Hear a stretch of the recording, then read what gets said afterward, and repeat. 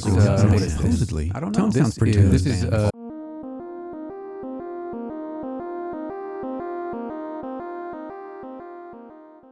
little over a year ago, Tascam sent me the Mixcast 4 to review and test, and I've been using it as my main interface for podcasting ever since.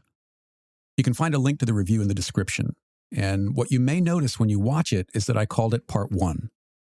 I had every intention of making a Part 2 when a new firmware update came out that addressed some of the issues that I talked about in the review, but that update still hasn't happened, and at this point, I don't know whether it ever will.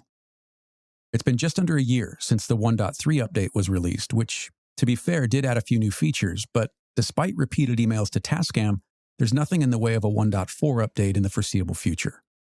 It's really a shame, too, since with a few additional features and some tweaks to the included software, Tascam could have a fantastic all-in-one recording and editing solution, which, at the current price point, is hundreds of dollars less than either a Rodecaster Pro 2 or the new Mackie DLZ.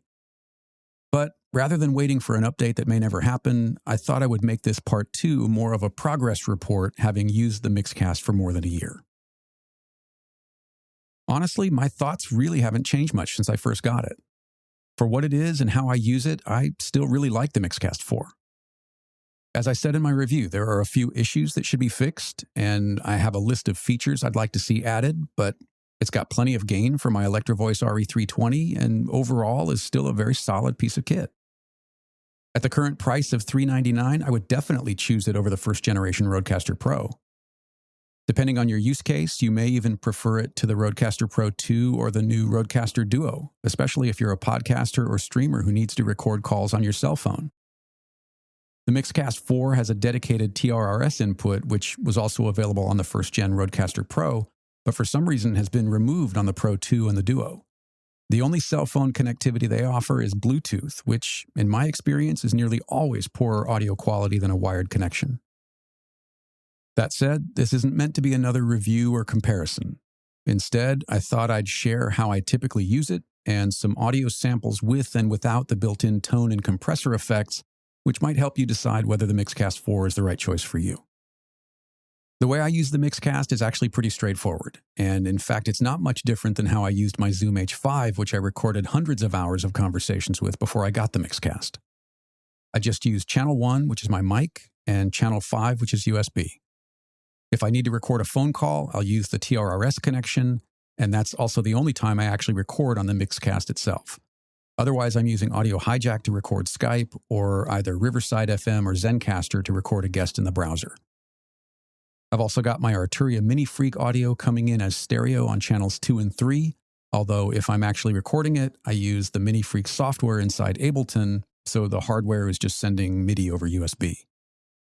As I get more into synths, I think ultimately it would be better to go with something like the Tascam Model 12 mixer, which offers not only more inputs and outputs, including MIDI in and out and a hardware TRRS connection, it records each of the channels as individual tracks instead of the polywave format used by the Mixcast.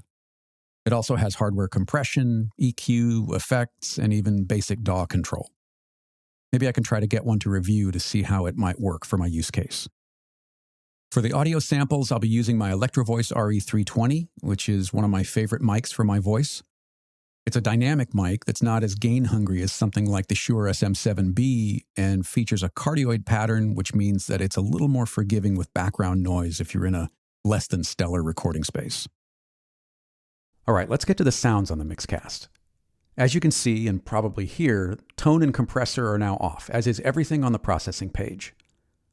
I'm just going to demo the tone and compressor presets. The manual settings, along with the de-esser, noise suppressor, and ducking, should really be tailored to your voice and environment. For all of these audio tests, I'll be using one of my favorite quotes by the great Charlie Mingus. Here we go. Test 1, 2, test 1, 2. Making the simple complicated is commonplace. Making the complicated simple, awesomely simple, that's creativity. Test 1, 2, test 1, 2. Making the simple complicated is commonplace. Making the complicated simple, awesomely simple, that's creativity. Test 1, 2, test 1, 2. Making the simple complicated is commonplace. Making the complicated simple, awesomely simple, That's creativity. Test 1, 2, test 1, 2. Making the simple complicated is commonplace. Making the complicated simple, awesomely simple, that's creativity. Since I think that the deep preset works best on my voice, I'll use that to go through each of the compressor presets. Test 1, 2, test 1, 2. Making the simple complicated is commonplace. Making the complicated simple, awesomely simple, that's creativity. Test 1, 2, test 1, 2. Making the simple complicated is commonplace. Making the complicated simple, awesomely simple, that's creativity.